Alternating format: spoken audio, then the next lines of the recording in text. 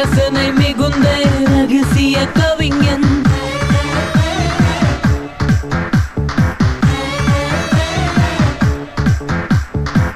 நீ பெரும் கலைஞன், நிரந்தர இளைஞன், ரசனை மிகுந்த ரகசிய கவிஞன்.